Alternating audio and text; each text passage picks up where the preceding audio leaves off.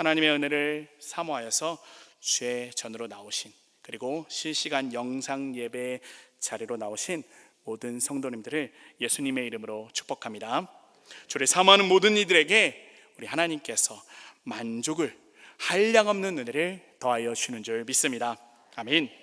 사사기 말씀 하면 어떤 생각이 드십니까? 좀 부담스럽죠. 특별히 불신자 또는 초신자들이 안 봤으면, 나중에 신앙 좀 생겼으면, 생기고 나서 봤으면 하는 그런 본문일 것입니다. 그러나요, 믿음의 분투를 감당하기 정말 어려운 이 시대를 살고 있는 바로 우리가 바로 교훈을 얻을 만한 말씀이 있다면 바로 사사기 말씀이 될 수 있을 것입니다. 사사기 말씀에는 중요한 포인트가 있어요. 무엇이냐면요, 왕이라고 하는 포인트와 구원자라고 하는 포인트가 있습니다. 사사기의 전반을 흐르고 있는 한 가지 관통하는 포인트가 누가 왕이냐, 누가 참 구원자냐 라고 하는 그 질문을 던지고 있습니다. 그 질문에 대한 답 우리가 이미 잘 알고 있죠. 누가 왕이십니까? 아멘, 맞습니다. 네. 누가 우리의 구원자십니까? 예수님께서 우리의 구원자이시고 왕이 되어 주시는 줄 믿습니다. 오늘 말씀은 본래 12절부터 30절까지 그 내용에 해당되는 본문입니다. 오늘 말씀 12절에 보시면 어떻게 시작을 하고 있습니까? 12절 말씀을 같이 한번 읽어보도록 하겠습니다. 시작. 이스라엘 자손이 또 여호와의 목전에 악을 행하니라. 이스라엘 자손이 여호와의 목전에 악을 행함으로 여호와께서 모압 왕 에글론을 강성하게 하사 그들을 대적하게 하시매. 아멘. 사사기의 한 사이클이 시작되는 전형적인 표현들로 가득 차 있습니다. 그런데 이 직전 사사였던 온니엘의 때와는 조금 다른 특이점이 있는 것 같네요. 다시 한번 말씀을 한번 잘 살펴보세요. 어떤 내용이 첨가되었습니까? 또라고 하는 표현이 첨가되었습니다. 어떤 표현이라고요? 또라고 하는 표현입니다. 또는 히브리어로 야샤프, 반복되다 그리고 더해지다 라고 하는 의미를 가지고 있어요. 여기서 또 여호와 앞에 악을 행했다라고 하는 것은 반복해서 행하였다라는 표현이 되고요, 그 이전에 악함을 더 더하여서 행하였다, 이렇게 말씀을 하고 있는 것이죠. 하나님 목전에, 하나님의 목전에서 악을 행하였다 말씀을 하고 있네요. 계속해서 반복해서 죄를 짓고 있는데요, 목전에서 행했다라고 하는 부분은 무엇이죠? 누군가 약 올릴 때 앞에서 이렇게 약 올리면 어떻게 될까요? 의도성이 있는 걸까요, 없는 걸까요? 의도성이 있는 것이죠. 너 확실히 약 올라봐라. 그런 의도를 가지고 있는 것이죠. 여호와 목전이라고 하는 표현은 무엇입니까? 물론 이스라엘 백성들이 메롱은 하나님 앞에 하지는 않았겠죠. 하나님께 대한 이 대적이 다분한 의도성을 가지고 있는 대적이었다라고 하는 것이죠. 어떤 악을 행하였을까요? 사사기 3장 7절 말씀을 같이 한번 읽어보면 저희가 잘 알 수 있을 것입니다. 3장 7절 말씀입니다. 시작.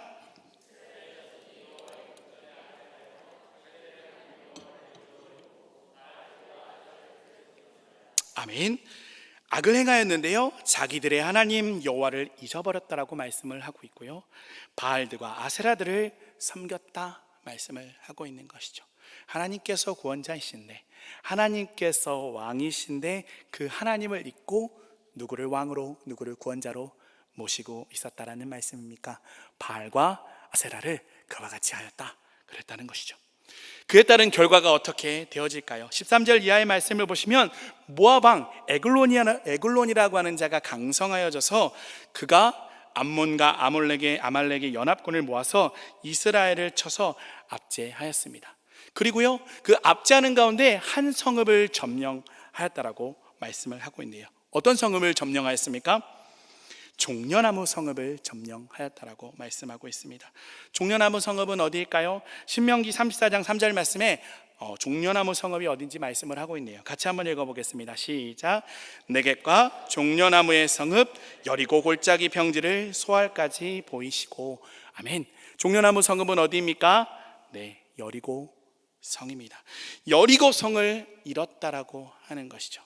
근데 저희가 여기 고민해야 될 부분이 있죠. 여리고성 무너진 거 아닌가? 여리고성 여호수아 때 무너졌는데 어떻게 점령했지? 이제 살펴보시면요, 여호수아 6장 20절 말씀을 나중에 한번 살펴보세요. 성벽은 무너지고 성은 점령했다라는 표현이 나와요. 사람들이 사는 공간은 남아있었다라고 하는 표현이 되어지죠. 바로 그곳이 모압 왕 에글론에게 빼앗긴 바 되었습니다. 여리고라는 성읍이 얼마나 중요한지 한번 생각해 보셔야 합니다. 물론 지정학적 위치 그리고 그런 여러 가지 전략적 위치를 따졌어도 여리고성은 굉장히 중요한 위치에 있지만 여리고성은 그 상징성에 있어서 굉장히 중요한 성입니다. 여리고성 하면 누가 떠오르시죠? 여호수아가 떠오르셔야 하지요. 여호수아가 이스라엘 가나안 땅으로 들어가서 가장 처음 점령했던 성이 어디입니까? 답을 말씀드렸는데요. 어느 성이죠? 네, 여리고 성입니다. 가나안의 첫 정복지가 지금 모압 왕 에글론에게 침탈당하여 빼앗기게 되었다는 것이죠. 어떤 의미입니까? 단지 그곳 하나만을 잃었다는 의미가 아닙니다. 요단 서편에 대한 이스라엘의 통제권이 완전히 날아가 버렸다, 그렇게 표현할 수 있는 것이죠. 지금 이 순간부터 이스라엘은 무엇이 되었냐면요, 주변 사람들이 녹이고 핥아먹을 수 있는 사탕이 되어버렸다는 것입니다. 동네 북이 되어버렸다는 것이죠. 이스라엘이 완전히 하나님 앞에서 또한 열국 앞에서 나락으로 떨어져 버리게 되었다는 것입니다. 이 종려나무 성읍뿐만이 아니라 이스라엘이 얼마나 나락으로 빠지게 되었는지는 길갈이라고 하는 지명을 통하여서도 저희는 알 수가 있어요. 19절 말씀에 보시면 길갈이라고 하는 지명이 나옵니다. 길갈 하면 또한 여호수아가 생각이 나셔야 하죠. 길갈이 어떤 장소인지 우리가 여호수아 5장 6절부터 12절까지의 말씀 조금 긴데요, 같이 한번 읽어보도록 하겠습니다. 5장 6절부터 12절까지예요. 시작. 이스라엘 자손들이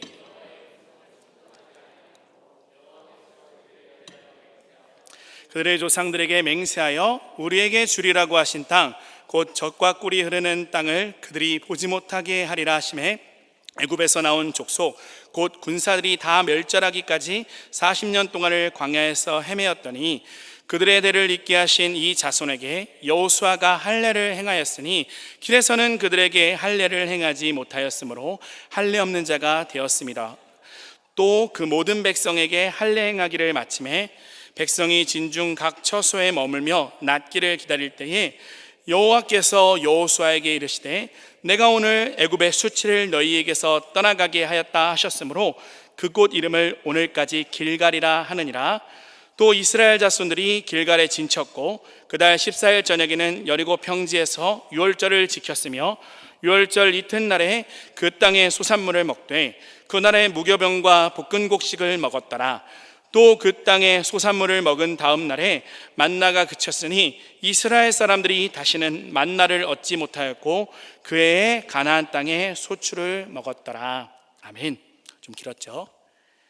가나안 입성을 하고 난 이후에 다시 언약을 갱신한 곳이죠. 하나님 앞에서 할례를 다시 행하였던 장소입니다. 광야 시대가 끝나고 약속의 땅의 시대가 된 순간이 어디부터냐? 바로 이 순간부터였다라는 것이죠. 의미도 어떤 의미를 가지고 있습니까? 무엇이 굴러갔다라고 말씀합니까? 수치가 굴러갔다. 애굽 땅에서 종되었던 수치가 굴러갔죠. 하나님 앞에 대적하였던 수치가 굴러갔고 이제는 바로 약속의 땅에서 언약의 백성으로서 살아갈 수 있는 바로 그 시작점이 어디였습니까? 길갈이었습니다. 그런데 그 길갈 19절 말씀에 그 길갈 근처에 무엇이 있다라고 말씀을 하고 있나요? 돌 뜨는 곳이 있다라고 말씀을 하네요. 돌 뜨는 것은 한마디로 말씀을 드리면 채석장이에요. 채석장. 그러면 건축자재를 공급하는 건축자재 공급처였나? 아니죠. 그때 당시에 돌 가지고 무엇 만들었을까요? 우상 만들었죠. 우상의 제작소가 되었습니다. 이스라엘의 수치가 흘러갔던 그 땅이 바로 하나님은 우리의 하나님이 되고 우리는 하나님의 백성이 되어지는 그와 같은 언약을 갱신한 그 땅이 무슨 땅이 되어버렸습니까? 바로 수치스러운 곳이 되어버렸다는 것입니다. 그 결과 이스라엘은 어떤 결과를 맞이하였습니까? 바로 모압 왕 에글론에게 18년 동안 압제를 당하고 있는 것이죠. 그런 가운데 15절 이후에는 그 사사기에 나타나는 그런 패턴으로 나타납니다. 패턴처럼 이스라엘이 부러졌습니다. 여느 때처럼 한 구원자를 하나님께서 세워주십니다. 15절 말씀에 누구입니까? 에훗을 한 구원자로 세워주시네요. 에훗 어떻습니까? 우리는 이 에훗을 보면서 하는 이상하다라는 생각을 가져야 합니다. 직전에 사사, 어떤 사사였습니까? 사사 중에 사사, 퍼펙트한 사사 누구였습니까? 온니엘이었죠. 근데요, 왜 에훗이었을까? 라고 하는 고민을 해야 한다는 것이죠. 온니엘 때는 안 그랬는데 온니엘이랑은 다르네. 이 에훗은 왜 그러지? 왜 에훗이 이와 같은 저의 평가를 받아야 할까요? 바로 에훗에 대해 설명한 내용을 한번 살펴보면 알 수 있습니다. 에훗은 어느 지파 사람입니까? 베냐민 지파 사람입니다. 베냐민 사람 게라의 아들이죠. 근데 무엇이라 표현을 하고 있습니까? 왼손잡이다 라고 표현을 하고 있습니다. 왼손잡이라고 하는 의미에 대해서 살펴보기 이전에 이 왼손잡이라고 하는 표현이 이 에훗에게 얼마나 역설적인 표현이었는지 우리는 살펴볼 수가 있어요. 에훗이 어떤 자손이라고 말씀을 드렸죠? 베냐민 자손이라고 말씀을 드렸죠. 베냐민이라고 하는 이름의 뜻이 무엇입니까? 오른손의 아들이라고 하는 의미를 가지고 있죠. 오른손의 아들 왼손잡이, 양손잡이란 뜻인가요? 이름부터가 역설적이죠. 우대받고 있다라고 하는 느낌이 전혀 없습니다. 하나님께서 세우신 구원자인데 온니엘은 엄청난 축복을 받으면서 그 장인어른으로부터 윗셈과 아랫셈을 받는 그와 같이 축복된 탄탄대로를 걷는데 온니엘은 이상한 것 같습니다. 베냐민 자손인데 왼손잡이래요. 이 왼손잡이라고 하는 의미는 어떤 의미가 되어질까요? 원어적으로 왼손잡이라고 하는 표현에는 오른손이 다친 바로 그런 의미를 가지고 있습니다. 비정상적인 오른손을 가지고 있는 사람이라고 하는 것이죠. 오른손이 장애를 가지고 있었다라고 하는 것입니다. 나중에 어떤 부분을 통하여서 볼 수 있나요? 그 에글론을 암살하러 갈 때 칼을 오른쪽 허벅지에 숨기는 모습을 통하여 볼 수 있습니다. 칼 뽑으려고 하는 손 반대쪽에 칼을 차야 쉽게 뽑을 수가 있죠. 오른 허벅지에 찼다라고 하는 부분은 어떤 손을 사용했다라는 의미입니까? 왼손을 사용했다라는 것이죠. 그리고요, 나중에 살펴보겠지만 무기를 휴대했는데, 숨겨서 휴대했는데 걸렸습니까? 걸리지 않았습니까? 걸리지 않았어요. 왜 그런 평가를 받게 됐을까요? 칼로 누군가를 해할 만한 사람이 아니었다, 그렇게 평가받은 사람이라는 것이죠. 한마디로 이 왼손잡이라고 하는 표현은 장애를 가지고 있던 사람이다, 그렇게 생각을 할 수 있습니다. 또한 왼손잡이라고 하는 그 표현에는 왼손 스페셜리스트라고 하는 그런 의미를 가지고 있어요. 왼손 숙련자라고 하는 의미죠. 사사기 20장 16절 말씀을 나중에 살펴보시면요, 베냐민과 이스라엘의 나머지 지파들이 전쟁을 벌일 때 베냐민 편에 서서 바로 전쟁을 함께 수행했던 기브아 사람들이 있어요. 기브아 700의 사람이 있는데 그 사람들이 어떤 사람들이었냐면 바로 왼손으로 투석을 던져서, 돌을 던져서 바로 던지면 맞히지 못할 것이 없는 그와 같은 스페셜리스트들이 있었다고 하는 것이죠. 던지면 무조건 맞출 수 있는, 한마디로 단지 왼손잡이여서 맞출 수 있었던 것이 아니라 고도의 훈련을 받았던 사람이라고 하는 표현이 되어지는 것입니다. 이 왼손잡이라고 하는 그 표현에는, 에훗을 왼손잡이라고 하는 표현에는 핵심적으로 바로 에훗이 오른손이 닫혀있는 사람이라고 하는 의미와 함께 후천적인 노력으로 에훗이 바로 왼손을 바로 보통의 손 이상으로 쓸 수 있는 사람이다, 우리는 이렇게 생각해 볼 수 있는 것이죠. 여기까지 살펴보면 에훗에 대한 느낌이 어떤 느낌이 드십니까? 장애를 극복하고 이렇게 하나님의 사사가 되었구나, 구원자가 되었구나, 멋지다, 이런 느낌이 드시나요? 그렇게 막 멋진 것 같지는 않습니다. 대우받고 있는 그런 모습을 볼 수가 없는 것이죠. 그런데요, 이와 같은 우리의 우려는 이 말씀을 통하여서도 현실로 나타납니다. 15절 말씀을 같이 한번 읽어보도록 하겠습니다. 시작.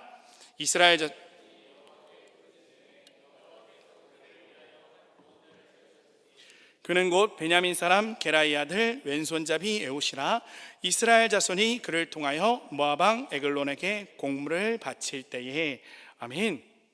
하나님께서 에훗을 무엇으로 세우셨다라고 말씀합니까? 구원자로 세우셨다라고 말씀을 하고 있죠. 이제부터는 팍 나가가지고 에글론 왕을 팍 죽이고서 모압을 탁 몰아내야 되는데, 구원자로 세움을 받고 난 이후에 에훗이 가장 먼저 하였던 것이 무엇입니까? 이스라엘 백성들이 하나님께서 자신들을 위하여 세워주신 그 구원자에게 바로 곡물을 갖다 바쳐라, 그렇게 시키고 있는 모습을 볼 수가 있는 것이죠. 15절의 후반 말씀을 보세요. 이스라엘 자손이 그를 통하여 모압 왕 에글론에게 곡물을 바칠 때에 말씀을 하고 있습니다. 하나님의 구원자가 무엇으로 전락해 버렸습니까? 짐꾼으로요, 중개인으로요, 곡물 상납자로 전락해 버렸습니다. 이거 뭐지? 라고 하는 생각이 드셔야 합니다. 하나님의 구원자가 고작 짐꾼이요, 중개인이요, 곡물 상납자가 되었습니다. 이스라엘 백성들이 그 에훗에게 대하여 가지고 있었던 인식이 딱 여기까지였다라는 것이죠. 이 인식은 비단 에훗에 대한 인식으로만 끝나지 않죠. 누구에 대한 인식으로 이어질까요?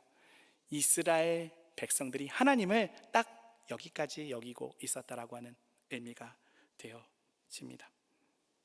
지파 중 막내 지파였기 때문에, 그가 왼손잡이였기 때문에 어떤 이유였는지 알 수는 없지만 그를 인정하지 아니하였다라는 것이죠. 철저히 무시하고 있습니다. 이스라엘 백성들만 에훗을 무시하였을까요? 누구도 에훗을 무시하고 있을까요? 모압도 에훗을 무시하고 있습니다. 에훗이 그 곡물을 가지고 모압 왕 에글론으로 찾으러 갔을 때 16절 말씀해 보시면 그 오른쪽 허벅지에 무엇을 찾다라고 말씀하고 있습니까? 한 규빗 되는 양날검을 차고 갔다라고 말씀을 하고 있습니다. 이 양날검이라고 하는 것은 오로지 찌르기 위한 목적을 가지고 있어요. 찌르기 위한 목적을 가지고 있다는 것은 에훗이 어떤 목적을 가지고 그곳에 갔다라는 의미냐면 암살을 목적으로 가지고 갔다라는 것이죠. 그런 목적을 가지고 간, 반드시 죽이겠다라고 하는 그런 목적을 가지고 간 그 에훗에 대하여 모압이 어떻게 대우하고 있습니까? 16절 말씀부터 18절 말씀을 한번 꼼꼼히 살펴보세요. 말도 안 되는 일이 벌어지고 있습니다. 칼을 숨기고서 왕을 아련하고 곡물을 바치고 유유히 빠져나옵니다. 여러분, 비행기 타보셨나요? 비행기 타실 때 이따만한 칼을 차고 들어가면 어떻게 될까요? 못 들어가죠. 왜 못 들어갈까요? 그것으로 인하여 누군가에게 위해를 가할 수 있기 때문에 바로 검색대에서 엑스레이로 검색을 하던, 이렇게 직접 검색을 하던 그 모든 것들을 검색하여 그런 부분들을 배제시켜 버립니다. 하물며 대통령을 만나러 갈 때는 어떨까요? 철저한 접견 절차가 있습니다. 대통령의 외부 행사를 예를 들어서 제가 설명을 해드릴게요. 대통령이 외부 행사를 가죠. 특별히 사관학교를 졸업식에, 임관식에 대통령이 참석을 했다라고 생각을 하시면 대통령의 가장 근접하여서 직은 경호를 대통령 경호실에서 합니다. 이지대 경호는 누가 할까요? 그보다 더한 그 건물에 대한 경호죠. 누가 할까요? 경찰들이나 그 안에 있는 부대에서 합니다. 3지대까지 경호를 해요. 어디까지 경호를 하냐면요, 그 대통령이 있는 행사를 하고 있는 주변에 있는 산까지, 주요 길목까지 군인들이 다 바로 잡고 나서게 됩니다. 왜 그럴까요? 대통령이 그만큼 중요하기 때문이죠. 하물며 일국의 왕은 어떻습니까? 지금의 대통령의 위치 정도와는 비교도 되지 않죠. 혹 대통령이 유고가 발생하면 그 대통령의 유고를 이을 만한 사람들이 있어요. 어떤 대통령이 없다고 해서 이 나라가 망하는 것이 아닙니다. 그렇지만 고대 왕은 전혀 다르죠. 죽으면 그 나라가 끝장이 나 버리는 것입니다. 그런 정도의 중요도를 가지고 있는 사람에 대한 경호, 그와 같은 경호는 어떤 수준이어야 했을까요? 최고 수준의 경호를 했어야겠죠. 다시 한번 16절과 18절을 살펴보십시오. 어떻습니까? 칼을 휴대한 채로 아련하여도, 곡물도 바치고 돌아가여도 아무런 제재를 받지 않죠. 이는 방심입니다. 에훗을 완전히 얕잡아 보고 있는 것이죠. 저 오른손도 온전치 않은 녀석 따위야 아무런 해도 가할 수 없다. 에훗의 왕, 모압의 왕 에글론은커녕 모압의 군졸 하나도 얻지 못할 사람이다, 그렇게 여기고 있었다라는 것이죠. 돌아갔다 다시 암살을 시도하기 위해서 오고 있는 장면도 한번 눈여겨보시기 바랍니다. 19절 이하에 보시면 은밀히 구할 것이 있다라고 다시 에글론 왕에게 온 바로 에훗을 아무도 제지하지 않습니다. 왕에게 은밀히 아랠 것이 있다라고 하여서 주인을 물려달라고 할 때 에글론은 일만의 의심도 하지 않고 주변을 다 물려버리고 맙니다. 자신을 지켜줄 비밀 호의조차도 하나 남기지 않고요. 에웃에 대하여 에웃을 완전히 무시하고 있는 처사라는 것이죠. 사실 이 방심에는 분명히 하나님의 개입이 있습니다. 하나님의 개입이 없고서는 이와 같은 방심을 하려야 할 수가 없다라고 하는 것이죠. 그렇지만 이 방심은 엄밀히 누구에 대한 방심입니까? 에웃에 대한 방심입니다. 완전히 무시당하고 있습니다. 자기 민족에게도 무시당하고요, 하나님께서 구원자로 세워주셨음에도 무시당하고 있습니다. 적에게 무시당하는 것은 일도 아닙니다. 아예 위협의 대상으로조차 보지 않고 있습니다. 저는 에웃의 마음이 어떠하였을까, 그와 같은 생각을 해보았습니다. 몸에 장애도 있고 그 장애를 극복하기 위하여 엄청나게 노력하여서 겨우 어떠한 일을 맡게 되었는데, 그 일을 맡게 된 그 주변의 사람들이 무시하여서 그 일을 주는 것이 아니라 허접한 일로 바꾸어 맡게 되었다라고 한다면, 그리고 나의 대적이고 민족의 대적에게 비웃음거리 정도뿐인 상태가 되었다라고 한다면, 이 에웃의 자존심은 어디를 치고 있어야 했을까요?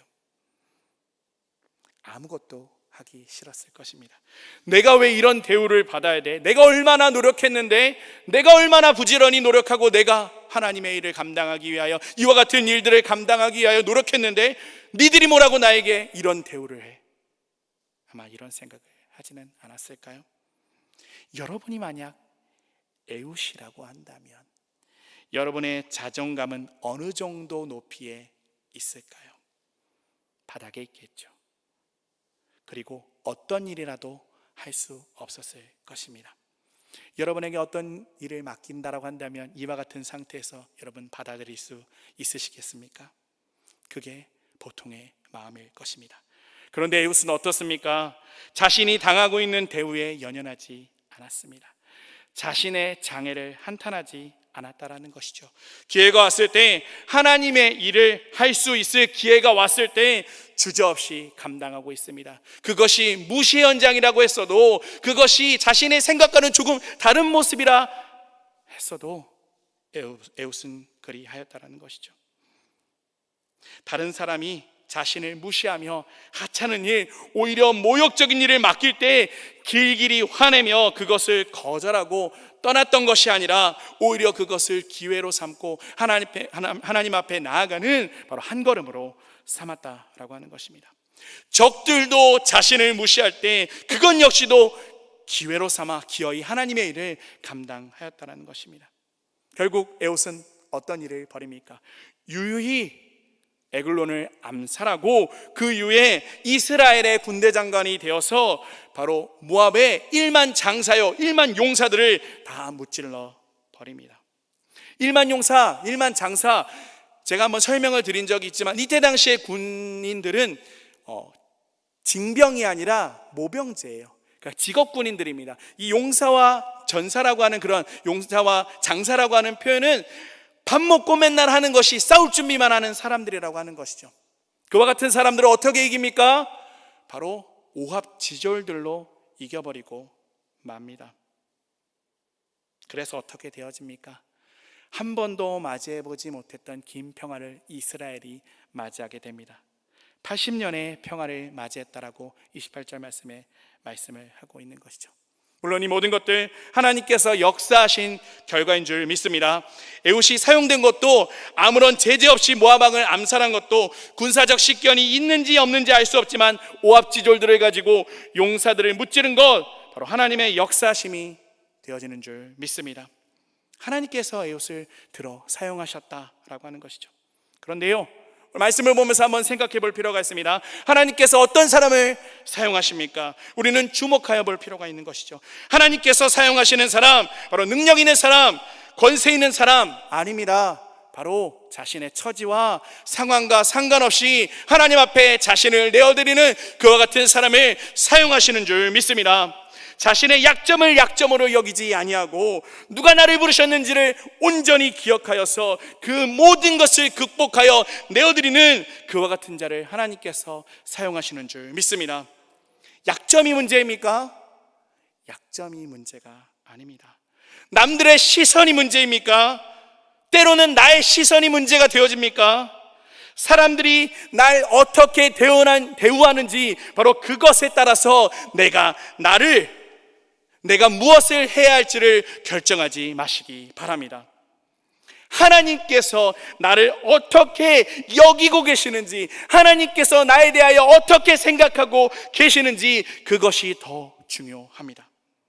사람들은 에웃을 베냐민이라고 하는 왼손잡이요 곡물 전달자 정도로 여겼지만, 그를 하찮이 여겼지만, 하나님께서는 왼손잡이요 능력도 볼품도 없는 단지 자신의 민족들에게 곡물 전달로 생각하였던 그 에웃을 비단 그 정도로 생각하지 않으셨다는 것입니다. 하찮게 여기지 않으셨다라고 하는 것입니다. 하나님께서는 그와 같이 약점이 있는 에웃을 하나님의 구원을 이룰 구원자요 대적을 쳐부실 만한 용사로 여기시고 부르셨는 줄 믿습니다. 사랑하는 성도님들, 하나님께서 여러분을 어떻게 여기고 계십니까? 하나님은 우리를 하나님의 백성으로 여기고 계신 줄 믿습니다. 하나님은 우리를 하나님의 자녀로 여기고 계십니다. 하나님은 우리를 하나님의 상속자요 예수 그리스도와 더불어 그 유업에 참여할 자로 여기고 계신 줄 믿습니다. 왕같은 제사장이요 거룩한 나라로 우리를 여기고 계신 줄 믿습니다. 믿으십니까? 예수님 때문에 그 보혈의 공로로 우리는 하나님께 대하여 예수 그리스도 안에서 그 예수 그리스도를 담은 보물 상자가 된 사람인 줄 믿습니다. 그에 합당한 삶을 살아가시기 바랍니다. 하나님의 나라의 백성으로서의 합당한 삶을 살아가시기를 바랍니다. 혹시 약점이 있으십니까? 부족한 부분이 있으십니까? 다른 사람이 내가 나를 이렇게 생각하는 약점이 있으십니까? 그것이 자격지심이 되어지십니까? 하나님은 여러분의 약점을 보지 않으십니다. 여러분의 연약한 환경을 보지 않으십니다. 여러분의 중심을 보시는 줄 믿으시기 바랍니다. 아브라함이, 사도 요한이, 폴리갑이 그 노년의 나이가 많아서 사용되지 못했나요? 아니요. 바울이 질병이 있어서 하나님께 사용되어지지 못하였습니까? 아니요. 능력이 있어도 마음을 하나님께 드리지 못해 쓰임받지 못하는 사람이 부지기수입니다. 기회가 왔어도 마음을 하나님께 드리지 못하여 사용되어지 못한 사람이 부지기수, 찰철 차고 넘친다라는 것입니다. 다른 사람이 나를 어떻게 생각하는지에 침몰되지 마시기 바랍니다. 내가 나를 어떻게 생각하는지에 좌우지되지 마시기 바랍니다. 하나님께서 나를 어떻게 여기시는지, 하나님께서 나를 하나님의 백성으로 여기고 계시다는 사실에 그것에 주목하시기 바랍니다. 그것에 모든 생각을 쏟으시기 바랍니다. 사랑하는 성도 여러분, 우리의 고민은 하나님께서 나를 어떻게 생각하실까? 여기에 우리의 고민의 초점이 있어야 할 것입니다. 그런데 하나님께서 여러분들을 어떻게 생각하신다고요? 하나님의 백성으로, 하나님의 자녀로, 하나님의 상속자로, 그리고 무엇보다도 왕같은 제사장이요 거룩한 나라로, 하나님과 더불어 예수 그리스도와 더불어 바로 그 예수 그리스도의 놀라운 은혜, 그 하나님의 나라를 선포할 자들로 바로 여기고 계십니다. 그에 합당한 삶을 살아가시기를 예수님의 이름으로 축원합니다. 아멘. 기도하겠습니다. 사랑과 은혜 많으신 하나님, 감사합니다. 우리에게 있는 연약을 부끄러워하지 않게 하여 주시옵소서. 우리의 약점을 보지 않고, 우리의 연약을 보지 않고, 세상이 나를 무엇라 여기는지에 침몰되지 않고, 오로지 나를 귀히 여기시는 하나님께서 나를 어떻게 여기시는지만 바라보게 하여 주시옵소서.